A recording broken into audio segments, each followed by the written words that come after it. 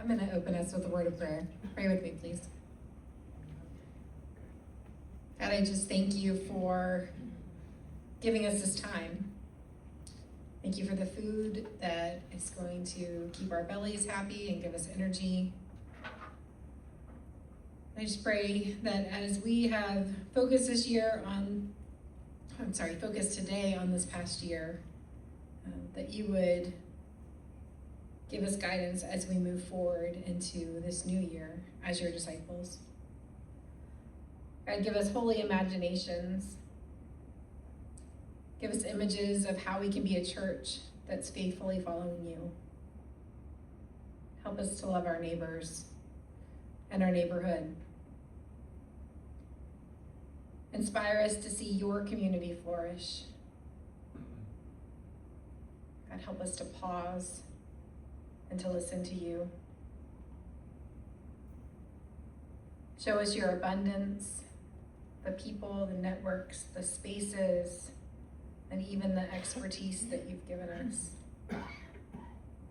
And God, open our hearts as we take a step into this next chapter. In your name I pray.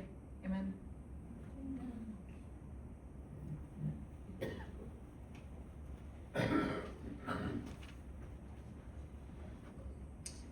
Good morning or afternoon. I think everybody in the room knows me, but my name is Heather Crislip. I have been in Tabernacle's orbit for about 16 years, and earnestly a member of the church since about 2017. I also live in the neighborhood. And I will admit that when I took on trying to guide us through this process, it's intimidating. Both because I see so much potential and I love this place so deeply. It's been so important to my family. But I'm also somebody who wants to get going. And so sitting in this moment to really listen to God and figure out what the right approach is has been, it's a little uncomfortable, and I'm sure some of you will feel that as well. And also being in a time in our life and in our country where change just seems to be so constant. There is a longing for a place that is stable and is just always the same. But I think that what this opportunity and this exercise presents us is to discover what's next and what's best for living into God's intentions for us. So after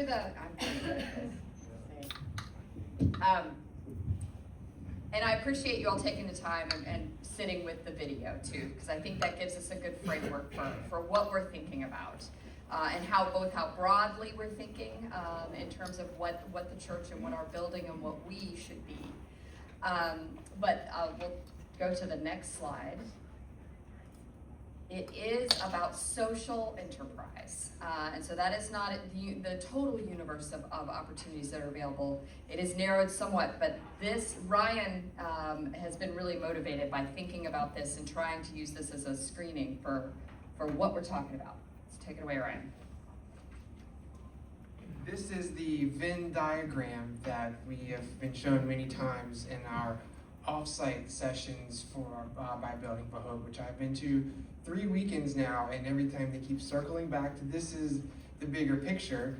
And this may be what I did back when I started the Grove Avenue Piano Music School here in 2012. It was simply these things, except for the congregational mission passion. It was me as an individual. It was just, how am I going to do this? And then I looked around, saw what assets were around me.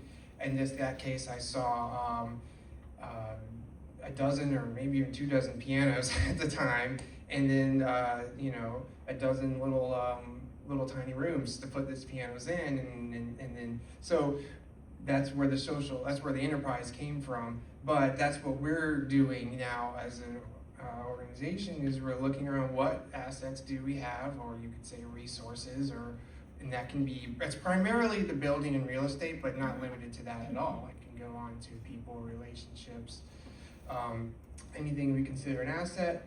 And an important part is the community need at the bottom, because we can have all the passion for doing something we want to. If the community doesn't need that, it's not really being very successful.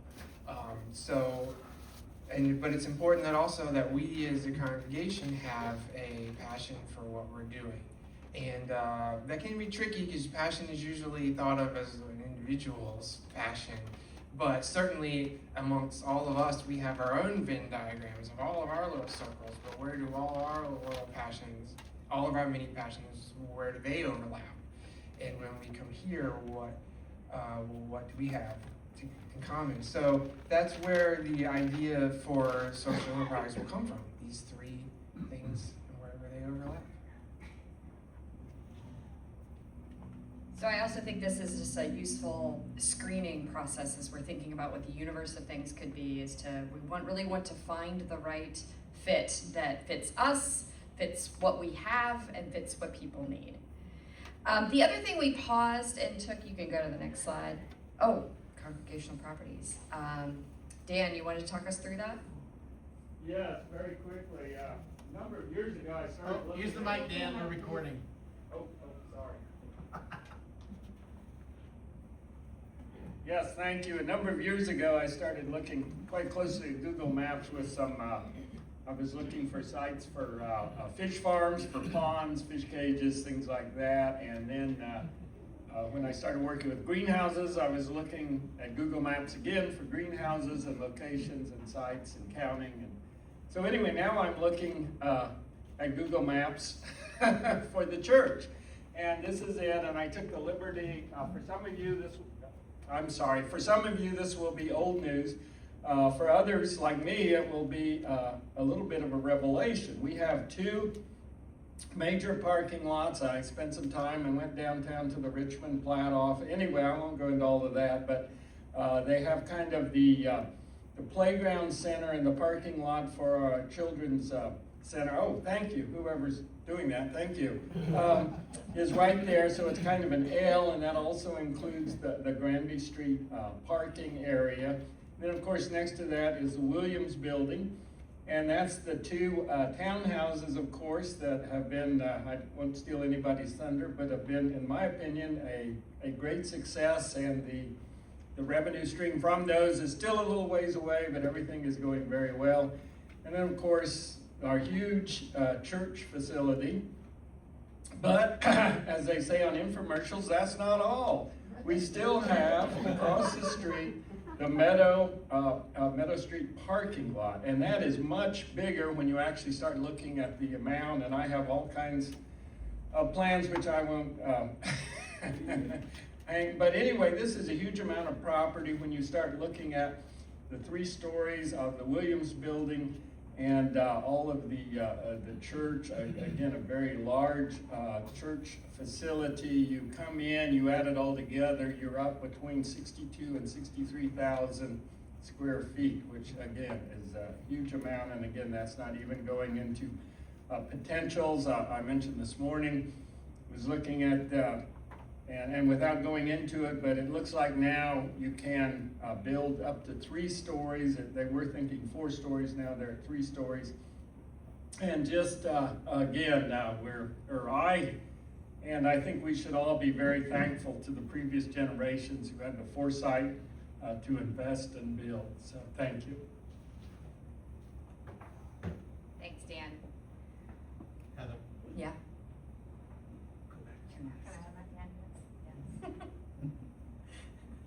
Just to compensate. And Yes. while we have an amazing building, we also have some amazing things already going for us. We have a thriving child care center. We have Excel in our building. We have the people. We have the church.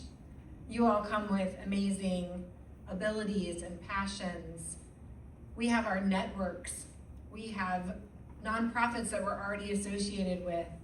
We have connections in the community that help us to know what the needs of the community are. And so as Building for Hope is working, we're bringing all of those things together. We're looking at everything that God is resourcing us with before we move forward with anything else.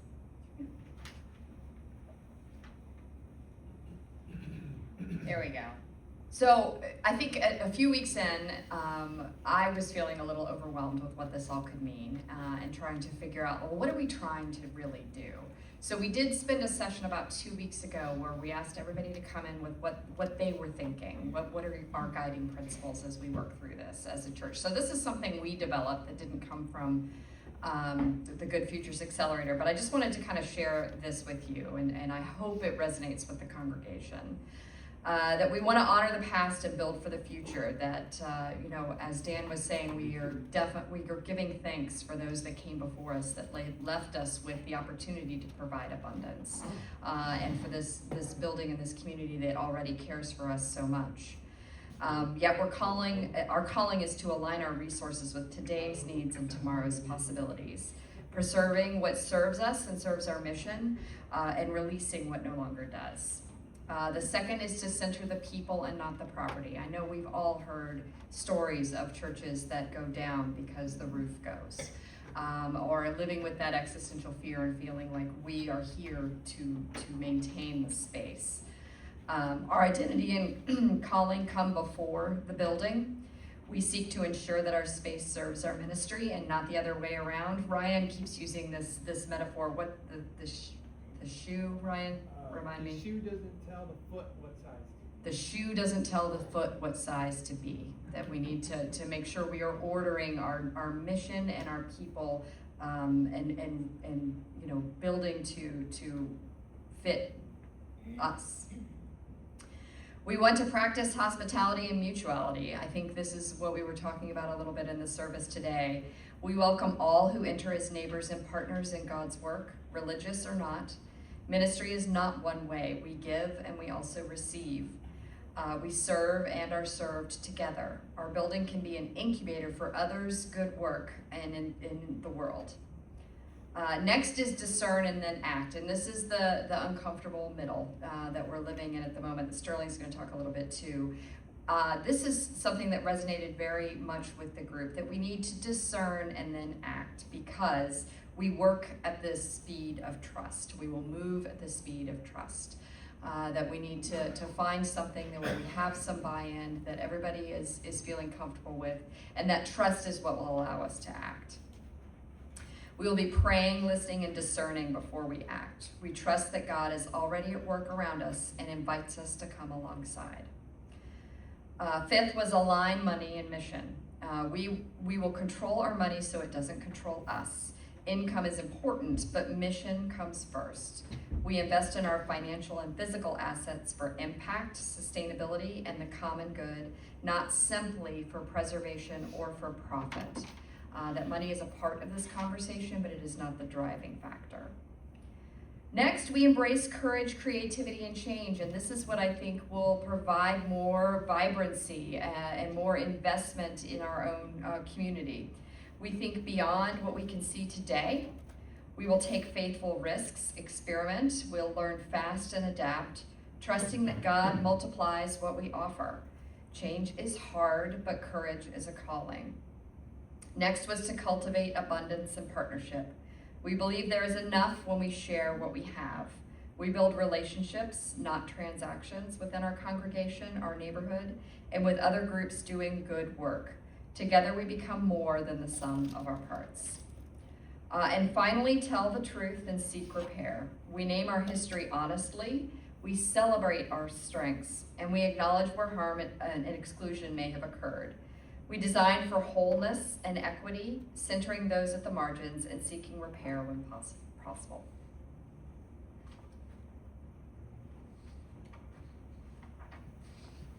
Next slide, and Sterling's up to talk about the moment. Thanks, and to embarrass Heather, Richmond Forum opened last night for the season, so it's amazing she's doing this today. Thank you. Some of you are new to us, and some have been here a really long time, and then a whole lot in between. It's all about discernment. One of the things that we've heard over and over again from churches that have already gone through this process and have found themselves with transformed ministry and property that goes with it is that the idea that they were pretty sure was the idea was not the idea. Matter of fact, I don't think we've We've heard from a single organization where they thought the idea that they had ended up being what ended up becoming reality. That's been our experience over and over and over again. I remind you that we're a church that started with 2 young men, or really 1 young man that then went to his buddy after he delivered papers out here in the country, and they said, we should go meet with the pastor. They had this dream that surfaced first with just 1 heart and 2, and before you know it, a church school is born. I remind you, this congregation that voted 103 yeses and 0 no's when you called me as your new pastor. When I got here, my first sermon was, I don't know what we're going to do. I didn't come showing up pretending that I had any idea, but I was pretty sure that it was heavy investment in our neighborhood, like our immediate neighborhood. And I was certain that what we longed for was for it to be families with children. And you've heard it, many of you lived it. We did not expect Burma to show up. And quite honestly, I don't know that any of us would have said at the time, what's breaking my heart is what's happening in Burma. We didn't even know the Quran existed. We called them Karen. We didn't know. And that was transformational for us, was it not? None of us saw it coming. The critical nature of not rushing to, I have the best idea, or rushing to, we know what this neighborhood needs, let's just do it.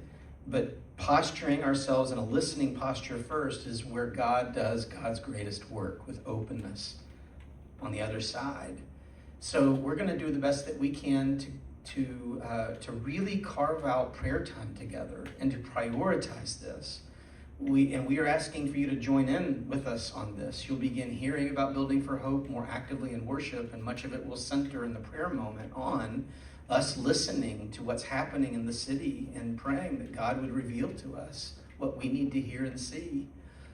We will be asking you all to be praying specifically, and when you come together for gatherings around tables, to be very deliberate that you don't just launch in, and also don't go through just a quick rote prayer, but really base it in a conversation centered on what would God have us hear, because it's through that we know God will show us what we are to do. Even today, we brought up the row houses a couple of times, and remember, we were within less than a week of the wrecking ball coming. Years of work, and we had a good plan in place, did we not? And the blueprints and the works, and a neighbor shows up out of nowhere named Elliot, and the rest is history. We were within less than a week of the wrecking balls coming with the plans in place. God is going to surprise us in our experimentation. Discernment is God's gift to us, and it's our intent to prioritize it.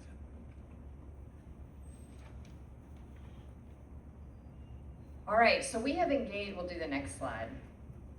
We've engaged in the first activity. I know a lot of you did the I Spy activity, which is intended for us just to really wake up and take a look around. For those of you who don't spend time every day in this neighborhood, it's an opportunity to walk around and really see what goes on.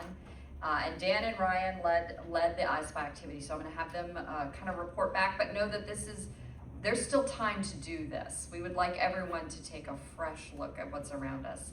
But Dan and Ryan are going to talk to us about what we found.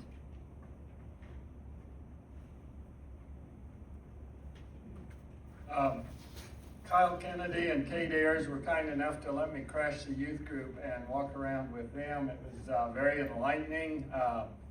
The Visual Arts Center was something we noticed. There's a bakery that smells really good.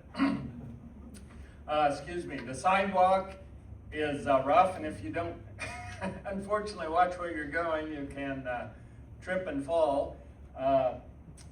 Kyle led and asked a lady we found on a front porch out doing something if she knew about our church and what she knew about it, and she said, yeah, there's a lot of people there every other Saturday getting food. And so I thought that was good. She also mentioned that she liked our signs, so I don't know if that's Sterling or who's in charge of the signs, but I also enjoy reading those, and so I think that's a good job. So there's a lot of interesting things. The There's bakeries and cafes. There's also, now not from that, but we found out later, kind of as the next step after our I Spy, that there's a gentleman that is just on our block here, catty corner from the church, who retired from the Washington D.C. area and apparently ran a very successful catering business for, I don't know, a long time in the Washington D.C. area, and so that's one of the people on our list of contacts to possibly further utilize our very nice kitchen here, and so I think it was successful. So I'll let Ryan take over. Yes, so I've collected maybe about 20 forms or so of these that are simple observational exercises to make sure that our eyes are open, doing exactly what Dan described. And I just listed things kind of in two categories, and I'll just run down different things. But the most remarkable thing was how similar all these forms were from people of different ages and different groups. And many people saw the same things of beauty. So we have sort of beauty in the neighborhood, positive signs, things people are proud of, and then have the ugly things that are needs or challenges. So I just took all these forms, and so many of these were on many forms. So this is just an exercise of keeping our eyes open, knowing where we are. So one thing is Fox Elementary is a facility and community nearby that's looked upon very positively with joy and pride. The Visual Arts Center is a facility used well. People love the neighborhood restaurants and murals, and they love all the walkers and the bikers and the runners in the neighborhood. Flower beds are something that and almost everyone wrote flowers on the form, or some type of gardening, and people really appreciate the beauty that brings in the neighborhood. The historical large trees are loved, and the little libraries are a community thing that I didn't think were that big a deal, but people love using them. And it was, so Floyd and Grandview were noticeably quieter streets than Grove and Meadow. A lot of people wrote traffic noise was one of the things on these, but not so much on the others. Conversations with people realized that there was a great knowledge of the food pantry and the recovery meetings that are held here. The alley parks. There are a few little pocket parks, or little moments of beauty in the alleys, and people love those. And people love the architecture of the buildings around. Porches, people on the porches are one of the beautiful things. The economic diversity that was discovered was looked upon positively, as that's a sign of a healthy neighborhood. It's very different people of economic levels. And there were friendly neighbors that were encountered. So the more needs and challenges sides, many noticed the very recent closing of Diversity Thrift a few blocks away. They imagine that's gonna leave a void in the neighborhood for what that provided. Dogwood Middle, formerly Binford, is not generally perceived well. There's reason to believe it is a good school, and there's lots of reasons, but the overwhelming opinion, perception, people don't perceive it. Just superficially almost, just looking at it. The no crosswalk from Meadow to the Meadow parking lot here is perceived as dangerous. There are some unkept homes. The nearest apartment buildings to the church were not perceived as beautiful or safe. And I'm really using the word perceived. I'm answering in a shallow kind of way. We don't know the people, don't really know, but the way that we feel when we see, or what they felt when they see them. Loud traffic in cars, on those two streets. And then as beautiful as the alley parks were, in general, alleys were not, especially the portion of the alley near our church that is used as a restroom for the unhoused people. People noticed that, and we noticed that as a challenge and a need. Talking with some people on the street, there were people that I encountered who were food insecure and were aware of the pantry, but that is something that is around us. So that is the quick overview of what's immediate surroundings. Positive. and challenges.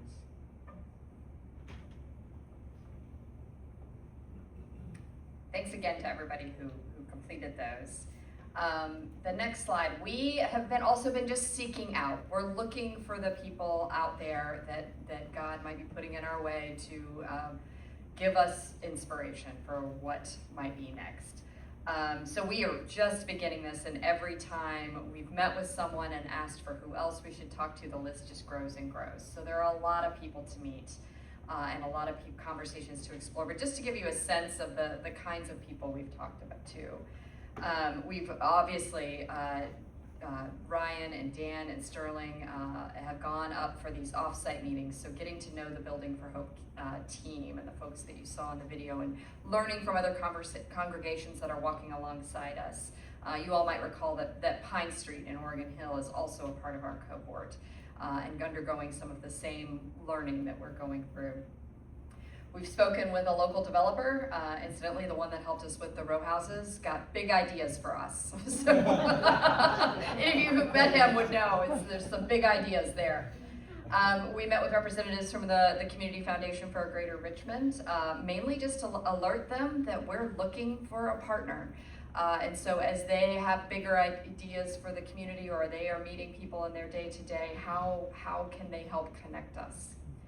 I talked about the other congregations.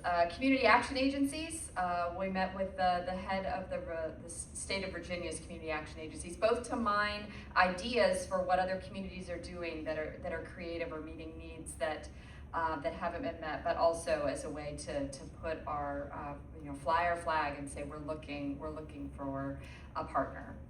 And then also nonprofit housing developers. Obviously that's my background, so there's certainly people to talk to about that if that is the road we decide to go down. So next I wanted to talk to you just a little bit about the next steps, and then we'll open it up to get both your reactions or initial thoughts. We've been encouraged to think even bigger, and that we have been given so much, both in the way of facilities, but also the people that we walk alongside. That we are living in a moment when the needs are so big that we need to envision. Maybe that's the wrong word, but we need to think big. We need to find a vision, and we could start small, but we should never shy away from some idea that we think is too big. We would like for all of us to digest this and talk it over. And the way that we had envisioned that happening was both utilizing the small groups that already exist in the church, that one of the members of the Building for Hope teams will come. We also will probably host some small meals in our homes. I'll be hosting them, but our intention is for everyone to have the opportunity to think about this, be creative, and listen to what you think the needs of the community are and what role God would have for us to fill them. So we'll be also looking for hosts. If you would like to host someone or a group in your home, we would be delighted to hear that. Oh, did we skip over that? Yeah, keep going. All right, I'm sorry. Yeah. The problem is that I printed these double-sided, my notes, and I'm tired. So I apologize, Ryan. All right, I'll finish this up. Why don't you just do that? Because the next steps will go straight into. I apologize. April notices that I was up here, Thank and you, we April. can go to the next thing. So what does our community need? And this was my attempt at, I guess, not narrowing it, but focusing it a little bit more from just, any idea, anything right here, and then just sort of putting things into some categories that I perceived as social enterprises that other churches have done, particularly in the offsite sessions we go to, we're one of 12 churches that are in a room just like this. Some things have done, and these are also overlapping with enterprises that we have already done here, or just as it's not limited, no ideas are limited to these categories, but it provides some shaping. So some possibilities of social enterprises we could engage in and carry our housing or parking. More childcare is something that it could involve, hosting other nonprofits in our building as office space. Community kitchen, I said incubator space, so it could be like catering businesses just starting out or organizations just starting out. That's one category. A real need in the community, I would say middle school support for not just at-risk youth, as this says, but really any middle schooler in the community, and that's in direct response to what we see. We see people see the elementary school is very strong and healthy, but the perception is not so much from middle school and up. So that could be anything from a school to just supporting the schools or anything like that. And then signature events could be things like concerts, speakers, even food festivals. Richmond loves a food festival, and that's something that we could do. So these are like single events that we see other churches doing. So that's just a general outline of possible categories we wanted to shed a little light on. All right, so I'll follow back up. So gathering around dining room tables and really engaging with each other and really thinking about where inspiration could come from. Praying together for God's inspiration for us, as Sterling was talking about. Let's make a concerted effort to pray for the church and help God find what's next for us. Talking about this project with others, as I was saying, as we've talked to people, the list of who we need to talk to is just getting longer and longer. And we would love for everyone to engage with this, talking with our neighbors, talking with other professionals about where we could find meaningful partnerships. And then conversations between us too, and helping to refine those ideas. We know us best. We know the talents and the passions that lie among us, and could be the source of inspiration. And then we have set a deadline. We want to have ideas to share with you in February. So this is both, yes, we're holding space for all ideas and all comers. At the same time, we want to have at least some internal deadlines for the moment when we're going to do something. It can be a first experiment, but we want this to be about discernment, but also the action part. Any reactions or questions? And we have a microphone. Yes. David's Do you gonna. want me to do this, or? There we go. We have a roamer. There we go.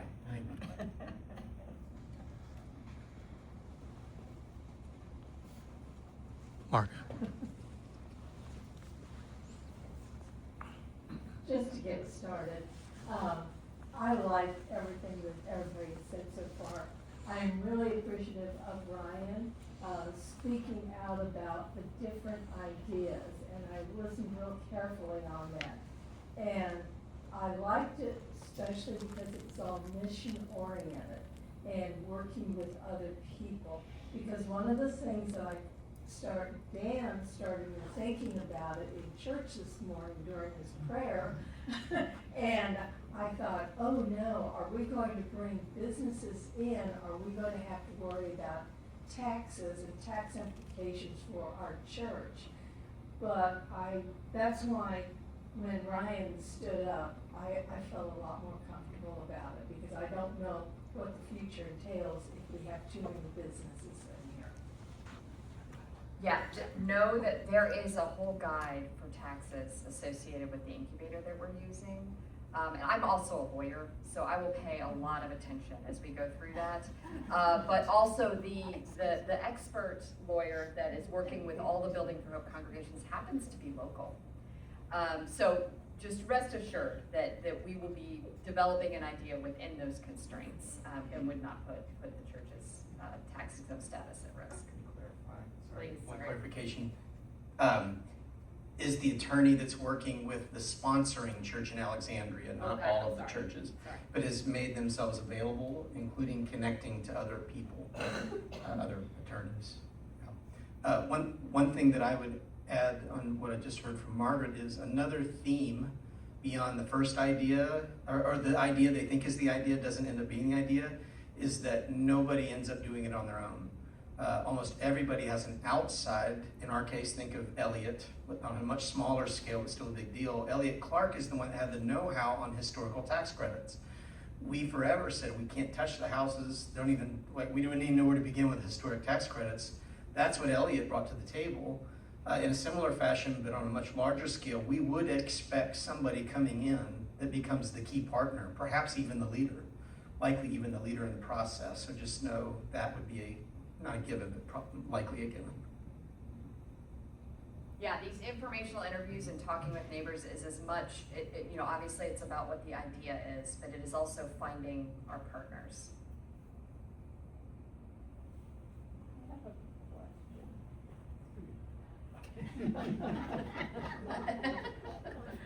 I'm probably way ahead of the game.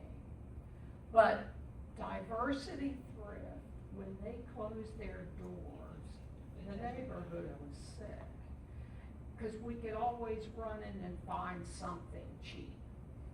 And I am really into secondhand.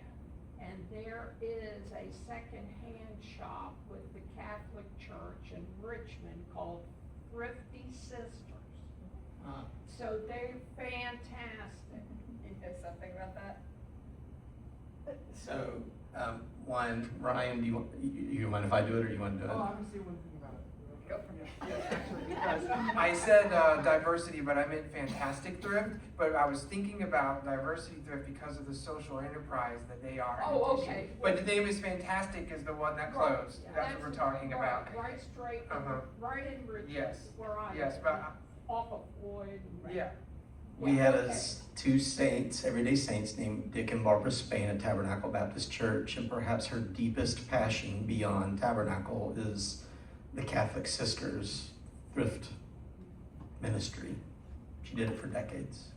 Well, Yep. the one that just closed, I'm thinking in my head, and it may not be even worth thinking about, but we have a clothes closet, okay? Now, if we take clothing and people, we rented the building, if we could even do that. It's sold. Oh, it is? Yeah, that's Oh, why it okay. closed. The building is sold. We're kind of waiting to see what the next Okay, iteration cause is. what It's I was not- yeah. thinking is if everyone cleaned out, donated clothes, donated furniture, donated extra kids' toys, they get toys every year. And you do this, and then what we don't want to try to sell, we put back in our coat closet. So that's all I was thinking, if we could find something to do that. Uh-huh. I would work there, whatever. I got a I clothes, shop there I've got a too. clothes closet, you can come work in. I would say that is a good idea for a social enterprise. Like, we welcome those things. But the real gist of it is like putting it here in this space. Because this is what we've been blessed with using. So any ideas like that, but it likely would not involve renting another space or seeing it's like right here. That could be Okay. something that could happen right here in Yeah. the thrift store. Right, exactly. And like I said, I love shopping at these places. And if it's good enough for me, then it might be good enough for. We went over the building, all the physical land we have, but could we get a reminder of what's in this building, what spaces we have in here?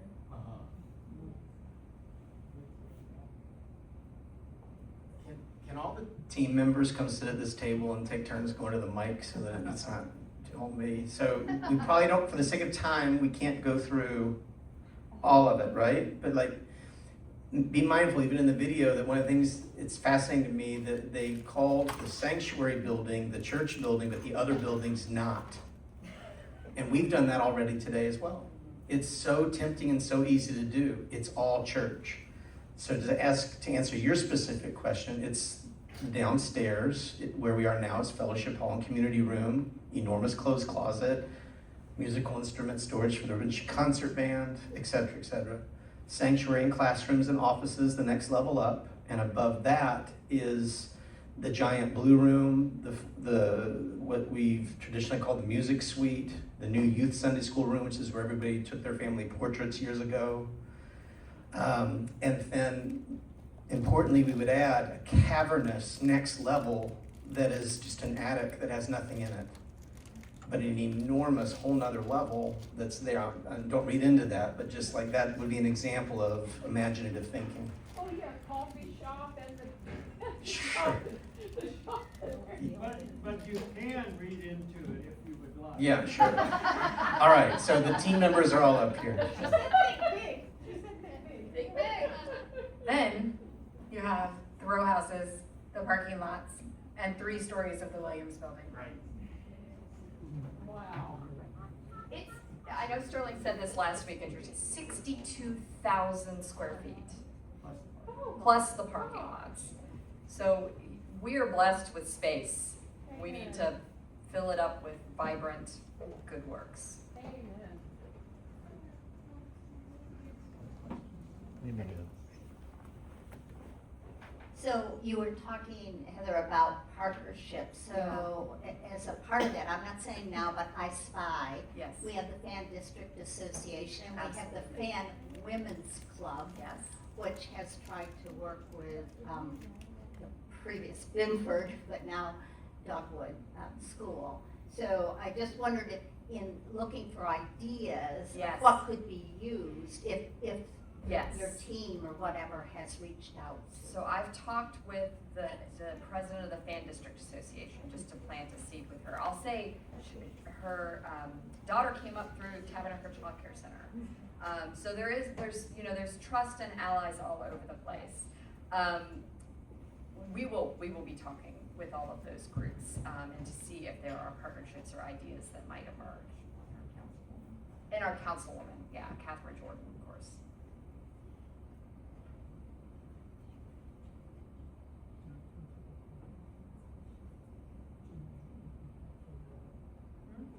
You don't want to ask questions before We're so intimidating.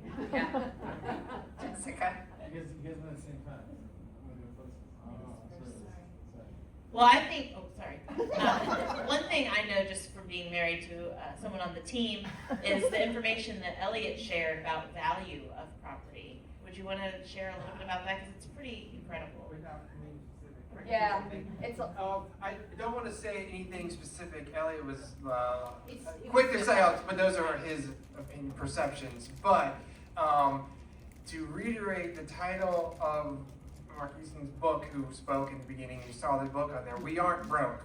It's tens of millions of dollars of assets that we have, that not in cash, but in real estate and building, that we are looking to redirect to mission in a sustainable way. Those tens of millions of dollars of assets are currently draining cash from our mission. And it shouldn't be, the building should be serving the mission. The dollars we give and the dollars we do get now will go to keeping the building alive. And an important of this initiative is not to keep the building alive, it's to keep the people in it serving the people of the community. That's the shoe and the foot metaphor. I'm trying to say we're the foot. We're the people. We're the human beings who the shell should fit what we're doing. We don't exist to preserve the building. Like you held up Westview Baptist Church. Who loses sleep or is worried about that building not here anymore? Maybe they did when they took it down, but a greater thing happened, and now we are here as a result of that greater thing and all this thing we built. So we're so thankful to have been left all these assets, but now we should channel them to serve the mission, because now it's not in a sustainable way. It's shifted. People have shifted in our lifestyles and how we think about money and all that stuff. So. So I don't really have a question. I've got a couple comments that just have stuck out to me today. One thing that stuck out is one of the projects talked about their timeline, and they were like, we didn't really feel like we got into it until 7 years. So I think, I think that's an important part to say, because I think we need to have some ideas to start, and we need to work on things, but we might get to an idea at the end of this process where it's a commitment. It's not we're throwing a party next week, which that might be an idea. I think, and and truthfully, when we were in the community, one of the very things that the person said is we want more community events. So I think there can be multiple ideas, but I think we need to keep a long-term timeline. Like there's some plans we can do short-term, but this is not a quick fix. Like we want to make something for the future, which in many ways that's what we already did with the row houses. When we built the row houses, we knew this is not tomorrow that we're getting the funds, but we're investing for the future of the church, a future that we might not see individually. And then the second one, I have become really big, and I've always been really big on God's abundance. And many of you had conversations with me about this, and I really press it. When we were watching it, there was a moment that the college ministry talked about taking out a loan for $17 million, and the room laughed. You all laughed. Yeah. Yes. That reminded me of the story of Sarah, and when God sent messengers to Sarah and said, within a year you are going to be pregnant, and Sarah laughed because it's outrageous. We need to expect that these are going to be things that are bigger than us. These are going to be ideas that we're going to laugh. We're going to say, there's no way we can do that. But God can do it because He has provided. We have the abundance. We have the resources. We are only held back by the limits of our imagination.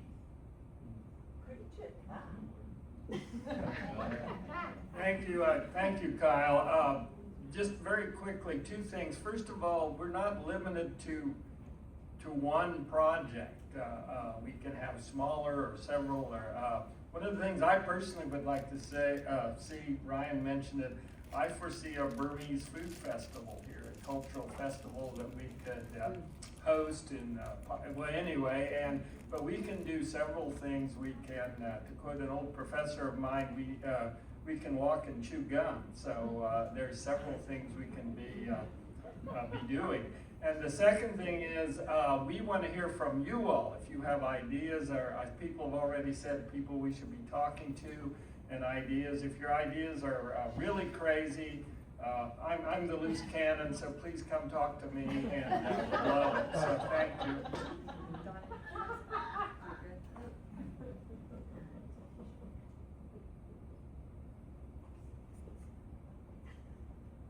Any other reactions? Why did you hold back? No, it's good. All very stimulating. Yeah. Thank you. Well, that was the intention, Very right? stimulating. It's great. It's gonna be great, it's gonna be fine, but let's focus on it. Let's think and pray and find those right avenues for us.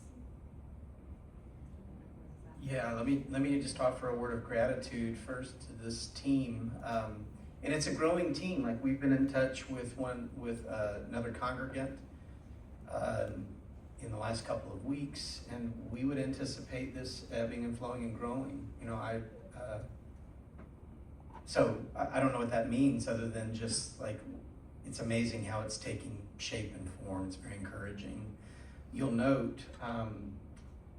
We want to protect those that are leading the process as much as we can. Heather doesn't have another official role in the church. Dan doesn't have an official role.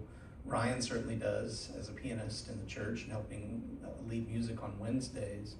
But they're all in very unique positions. We want to protect that. One of the challenges that we have in our existing nominating structure and the way the church is structured is people just are spread way too thin.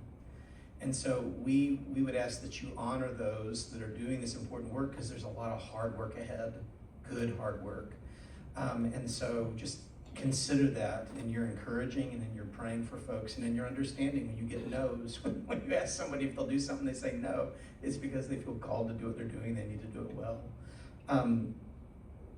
Two, we are infamous here about saying we're going to do productive things in Advent, while simultaneously saying Advent is the season to listen and rest and prepare. And so we just acknowledge like February comes quick. So we're hoping that these are life-giving conversations in the classroom, but like bear with us. We don't want to overwhelm you in Advent. January is a whole different story. It could come quick, but expect some stuff in December, but just bear with us in that. And then last but not least, just know that like there's so much opportunity here. We want to just assume the best in each other and just, here we go, a God-sized vision. Like this is a God-sized imaginative process, and Kyle stated it very well. God has already given us relationships and resources in abundance. It's extraordinary, actually, how many connections this little church has, and even who's in this room right now. So be encouraged. We got some hard stuff ahead and some good stuff ahead. It's all the same. Any other questions or comments? Or I used to say this a lot, or snide remarks. You'll note I don't say that as often because it was meant to be a joke. But any questions, comments, or snide remarks? Anybody? Jerry Jones with the snide remark. We're ready. This all reminds me of working with Virginia Baptist. But the answer may not come from us. It may come from the outside. That's already been explored. We leaders of Virginia Baptist were invited to Chicago to meet together in a very well-known, but not to me, person in Chicago who had looked at Virginia Baptist from afar. And he presented to us very much what is being presented today. And his essence statement was, act your size, Virginia Baptist. You don't realize your size. And he pointed out to us potential, not just, way out of reason, but facts that we are not acting our size. And we talk about God-sized vision. God-sized vision may return to us in a different form, a different person, a different voice.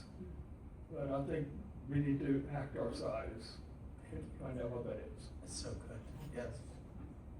That'll preach. Yes, sir. Okay. We're going to pray and get out of here. A couple of quick requests. We have Woody's memorial service tomorrow. If you have the energy to take 2 or 3 of these foldable chairs, not the chairs that don't fold, and carry them to the church office.